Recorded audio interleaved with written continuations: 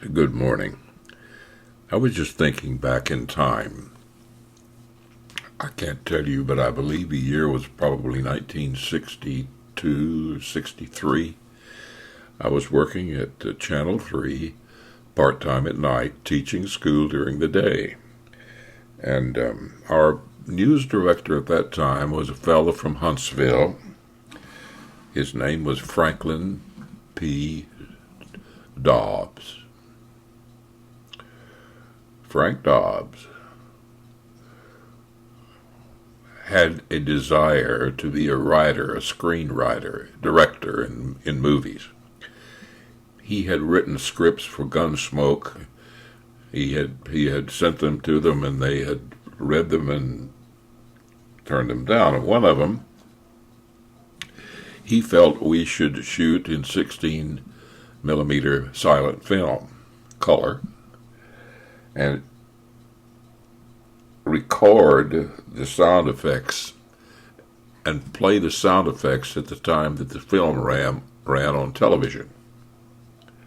Now, you have to understand that was provided by carts. We had audio carts, which we recorded, and we could start and stop them with a selector on the board.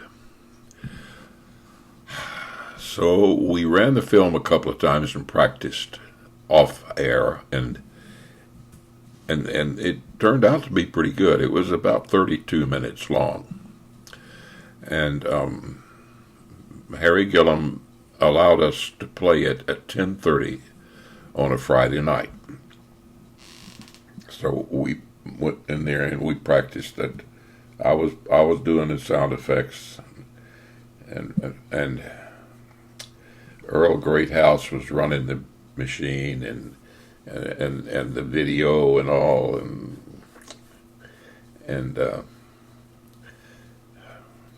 we had everything all set up. So the news ends, we go to an ID, and immediately we set up everything and ready to go. The film's been edited. Part of it was shot at Milliken. Part of it was shot at the Six Flags over Texas. And the story is about, well, a fellow who comes in as a farmer, and the ranchers don't like farmers because they fence off land and they plant crops.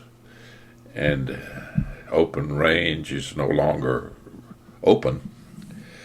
So the big rancher doesn't like the fact that the pilgrim and his wife have come in and set up a house, built them a little cabin, and so the scene opens, and the pilgrim is with his mule plowing, and the rancher sends his gunny and his hard hands and his outlaw buddies that he'd hired, and he sends them over there to put the fear of God into this pilgrim. And they beat him up pretty good. And his wife runs out with a shotgun and fires it in the air, and the gunfighter kills her. Boom. And they ride off. So the pilgrim comes to. He's kind of bloodied up and everything.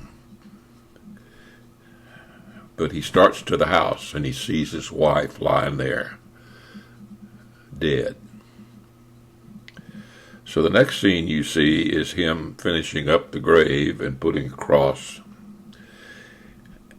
And he straps on his pistol, and he starts out walking. And he finds one of the henchmen out on the range. He stopped to get a drink of water, and he plugs him and gets his horse.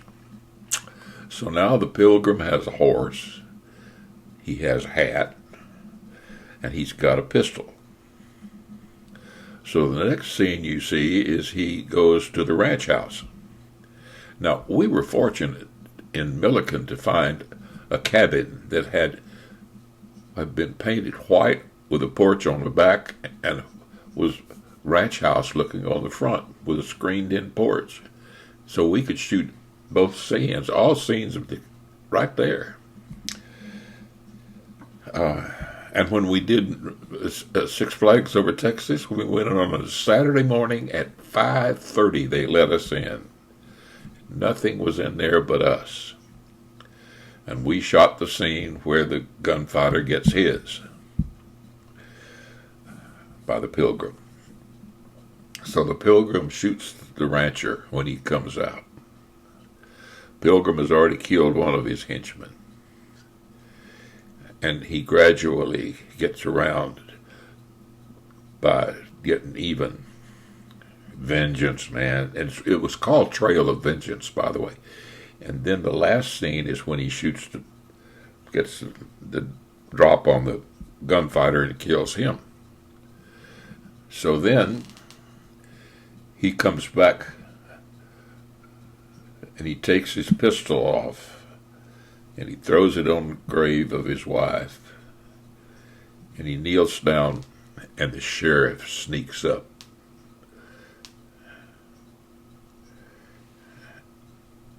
And they say, "Hands up!" And he puts his face to get a lift to get up, and they thought he was going for a pistol, and they kill him. And that's how it ends. Trail of Vengeance. I was the Pilgrim. John Scoggin was the sheriff. Wallace Taylor, the sportsman, Channel 3 at that time, was the killer. And all of Jug Woods and I don't know, let's see, who else was? Franklin was in there. And Shearer. Robert Gene. I can't remember the guys' names. But they all worked at Channel 3. And we shot it. Frank Dobbs shot it in 16 Miller cutter and color and developed it in our Channel 3 photo studio. Edited it. And it ran very well. The gunshots, the voices, the horse galloping, everything worked just beautifully. And so Harry said, "That's pretty good, guys." And it got such a big rave that we had to repeat it the next Saturday night after the news. So it was an encore deal, and it was run twice. Trail of Vengeance. Now, why did I tell you that? It was just something that was in my past. Something that I had an experience doing. Yes, I made a movie. It was a Western. And it got a rave notice from Bryan viewers. Some of you may have been around at that time in 63s and seen it. I know many of my students did. Trail of Vengeance. You know, I tried to get a copy of that. Frank Dobbs passed away. By the way, Frank Dobbs did some really outstanding movies. He was the director of Gambler with Kenny Rogers. He did some production on Lonesome Dove. He did quite a number of motion pictures. Some of them were probably B, but he also was successful in getting one of the Gunsmoke series made from one of his scripts. Frank Q. Dobbs. I love the guy. He was so much fun, and he was so easy to get along with. He was just a good old boy. And he was that up until the day he died. He died too soon. He died in his 60s. So that would have been probably 20, 30 years ago, perhaps. Frank Q. Dobbs. You look him up.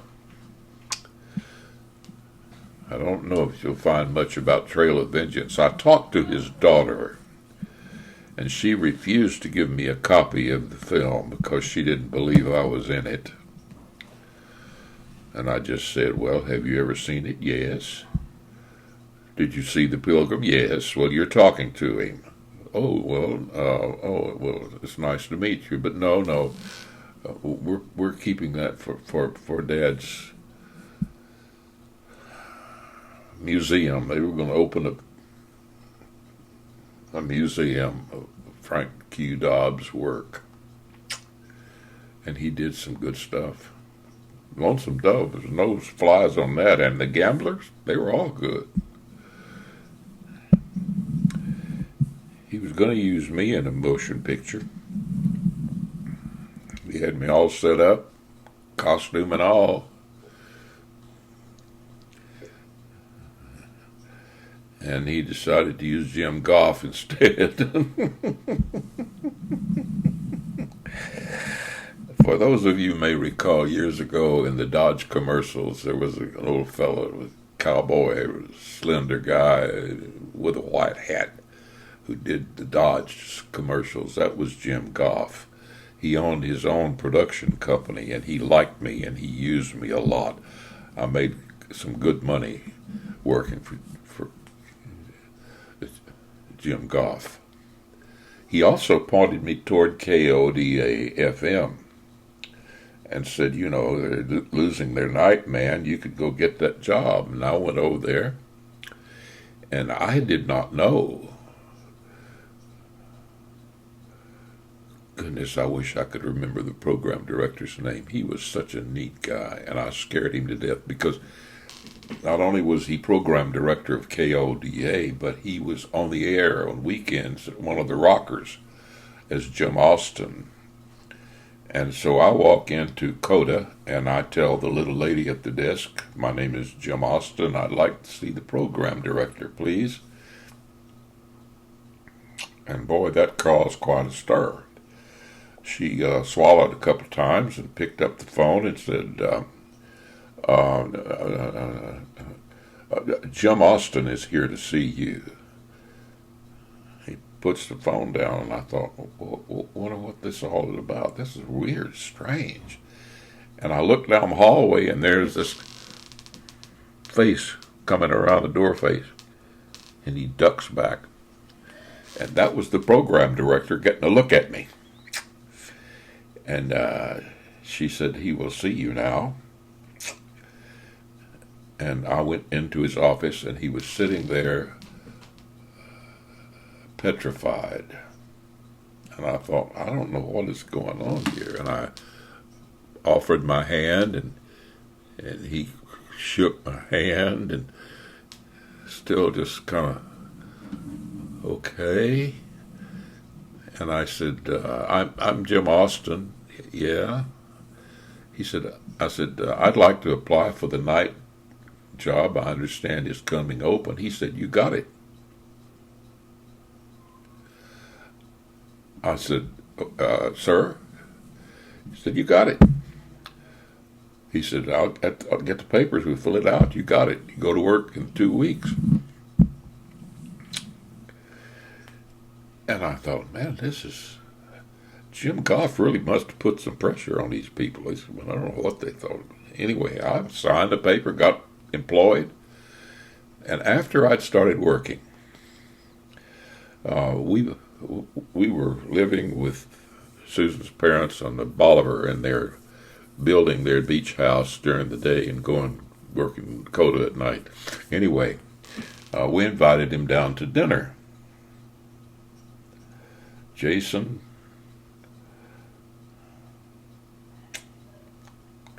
I lost his last name, but his first name was Jason. and he was Jim Austin on the air while I was doing J. Nick Walker. I couldn't use Jim Austin.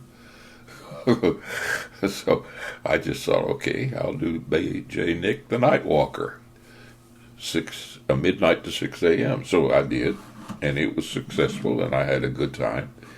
And I got in trouble with Paul Taft, who owned the radio station, but his wife liked me on the air, and so she told him if I did something, he did something to me, he was going to have to sleep on the couch.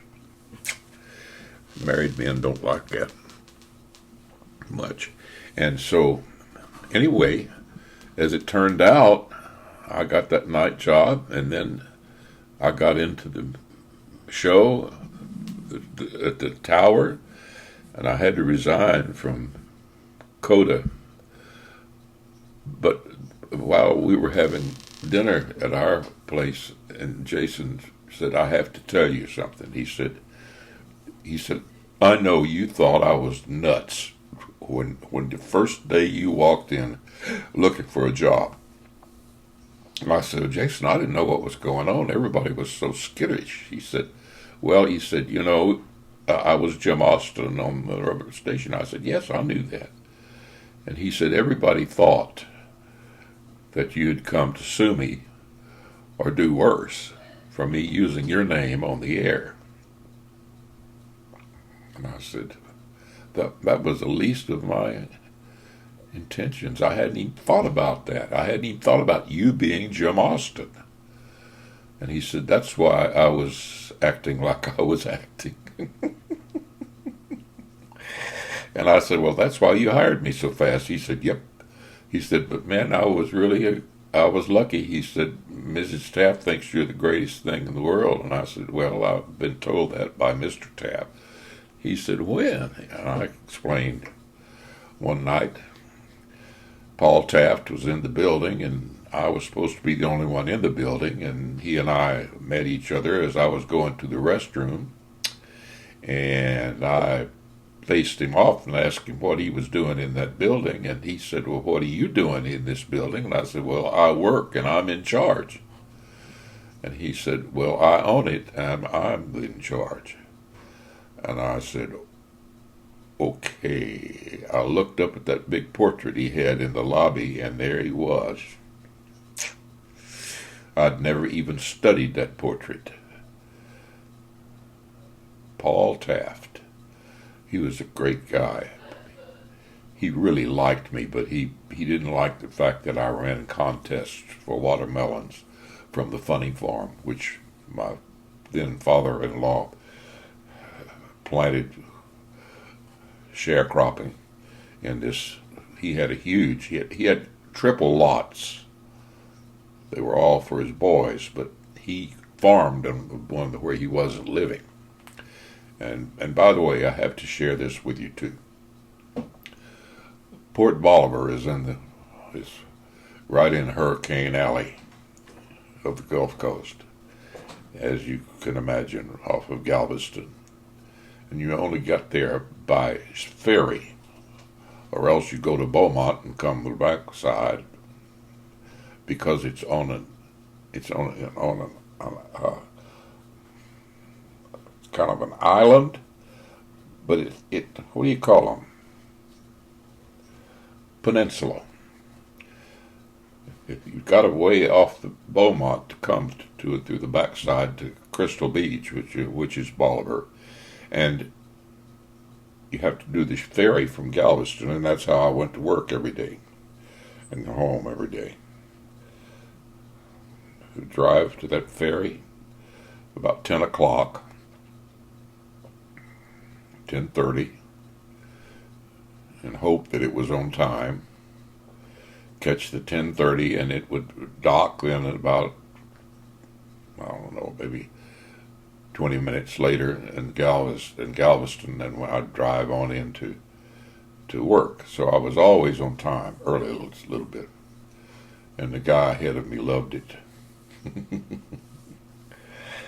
I made a habit of doing that when I was in broadcasting. I would go early and even stay late if somebody needed me to, because I felt that was a good way to build rapport, and it worked well for me. I got along with everybody very well, even when I was a program director giving orders. That's another story. Trail of Vengeance. And I started this in order to share my verse of the day with you, which is from Matthew 6:33. And this is pretty good stuff right here. It says, "But seek ye first his kingdom and his righteousness, and all these things will be added unto you." First step, Jesus. And from then on, all your needs are there for you, not your wants. Forget about the wants. The wants get us into trouble. Jesus cares for his own. Seek ye first his kingdom and his righteousness, and all these things will be added unto you. That was Matthew 6:33. Pretty good verse, isn't it?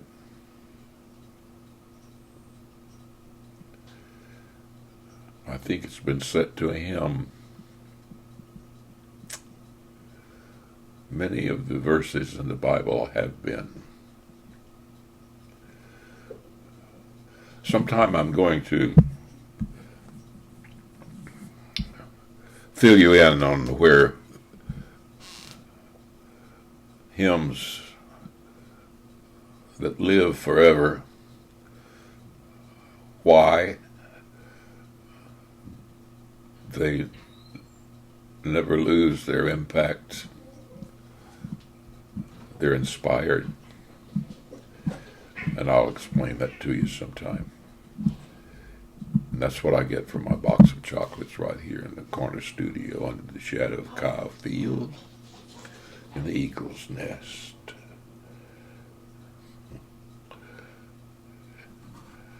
Amen. Gigamaggies. Ride 'em, fly 'em, cowboys. Go. Amen.